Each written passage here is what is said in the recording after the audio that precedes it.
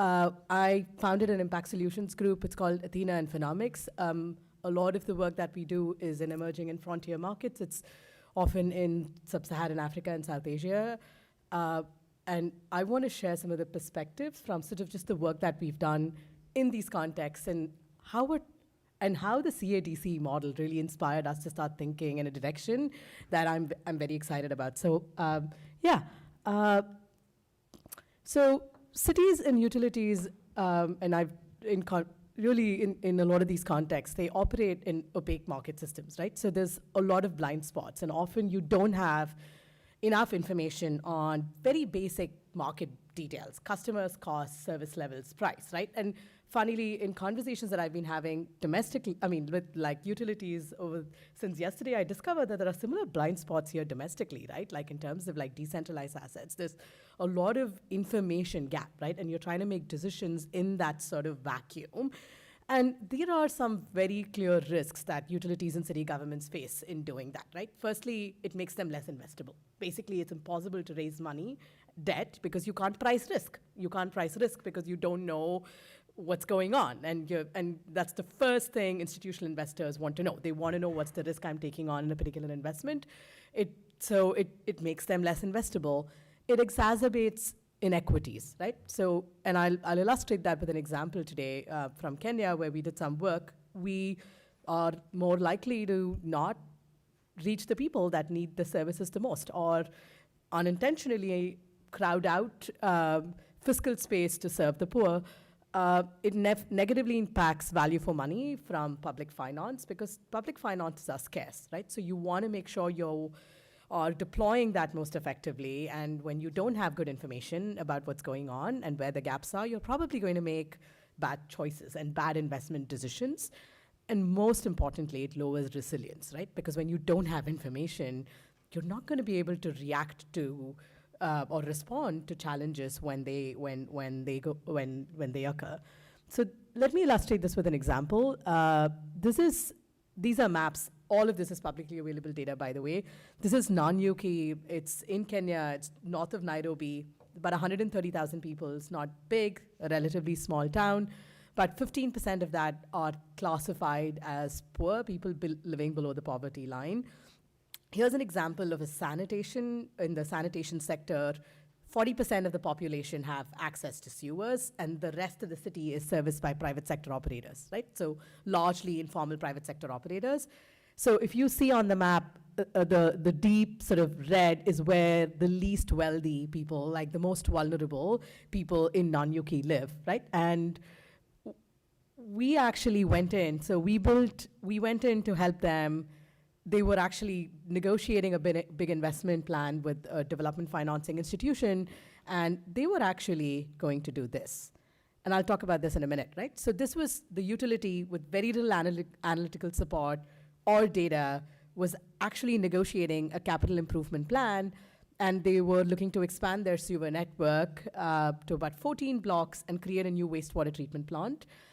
And what we did was we went in and we looked at that data and we said, okay, wait, look at who's getting left out by that sewer investment plan, right? Like the 14 blocks that they were servicing, about 30% of the poor people might get increased access, but you're leaving out a lot of the poor people in the southeastern blocks that aren't going to receive a benefit. And this was going to exacerbate sort of their fiscal deficits by another $700,000 and increase the total amount of water requirement by another 23%. And this was already a highly water-stressed town. They already had a deficit of about 180 metric cubes. So we said, why? And this goes back to something Lauren said, right? Like our ability to think about equity, financial risk, and environmental considerations and think about those trade-offs and think about that requires data, and it requires analytics. So the intervention so the analytical intervention was, what could we be doing differently, right? What could we be doing in terms of how much money you spend, what you spend that money on? So we came up with, and this is just an example of how we can use data and analytics to help think about decisions that are balancing the equity, financial viability, and environmental resource use risks in a more sort of intentional way. we came up with a plan where we said, okay, listen, let's be incremental about this. Don't spend $22 million and accumulate a $700,000 annual fiscal deficit. Let's start with a $4 million package. Let's focus.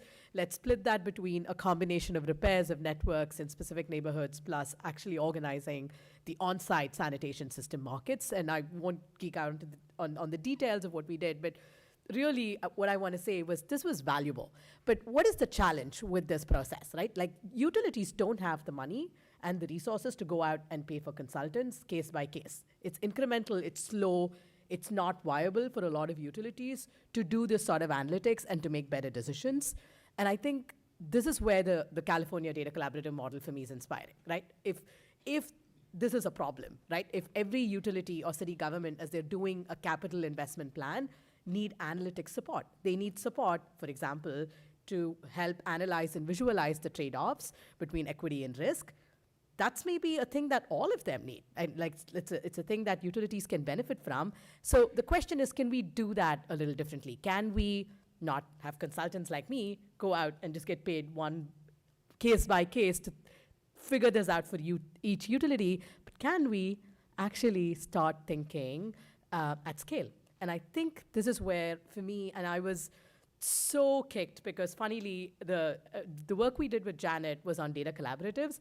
I've spent the last 10 years of my life in the water and sanitation sector. So when I discovered this beautiful blend of a data collaborative model in the water sector, I was so thrilled. And I said, this is a good template for what I call a scale-driven approach to address technology, data talent, and system gaps in cities and utilities, right? So the first piece is take that analytics that I just described, right? Like that illustration.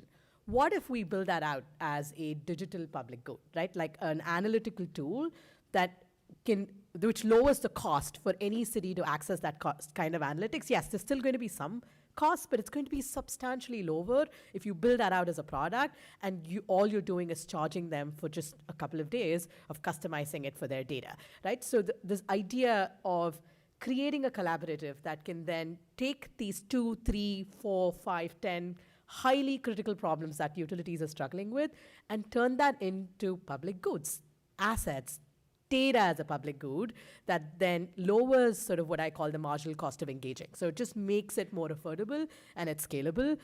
I think for me, what was also exciting when I saw, and June, this means you guys have to really be a benchmark and inspire us and keep trying, and Chris doing new things, is actually a vision to attract and retain talent. Utilities simply don't have the structures to attract and retain data science talent, right? Like it's not part of their staffing norms. It's difficult for them to hire. So what if a collaborative model like this, California Data Collaborative, could essentially become that nodal agency that brings data scientists from around the world wanting to work on water sector issues, like create a data science fellows program for water, for instance, right? Like I think that could be an incredibly powerful way to get people like, I'm sure there are colleagues in my organizations, data scientists that would sign up for that because they are passionate and want to support and do something in the water space, but don't know how to work with a utility. So I feel like there could be a really great opportunity in a collaborative model to attract and retain talent. And I think they could play an incredibly powerful role on standards, right? Because I think the sector needs more conversation on data standards and how we think about it and just create sort of more of a unifying movement around this. This has inspired us to really now say, oh, can we take this to Africa, right? Can we create a utility data collaborative for Africa? And how can we learn from the California Data Collaborative model? So a lot of these ideas were inspired by conversations I've had with June and Chris about like, what did you guys do? Like, how did you get this right? Like, how did you get the first set of utilities to sign up? Like, and pay, right? Like, none of that's easy, right? So I've discovered, okay, the first thing is in Africa, we're starting to say, okay, this needs to be clearly anchored within a utility association, right? Like that already has the legitimacy and the outreach. What's cool about the California Data Collaborative for me is that it's very lean and agile. Like, they're a 3-member team. So they've managed to sort of stay lean and agile and create like a network of surge capacity. So they're able to bring in relevant talent and resources as needed, but their core fixed costs are small. And I think that's a really smart way to do things and it's pretty scalable.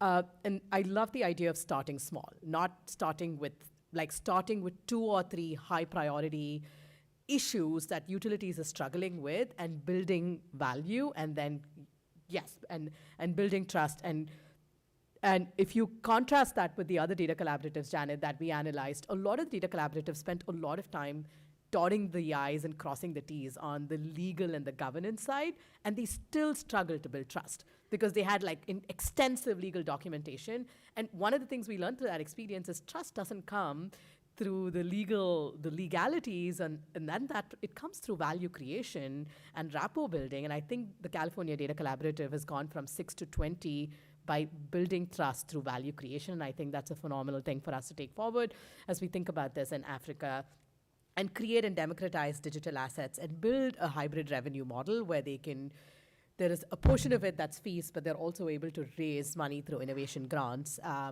and other novel sources. So we're really excited about learning and continuing to learn and watch what the California Data Collaborative will do, so we can use that experience and take it to new places and solve this problem at scale rather than in an incremental way. Thank you.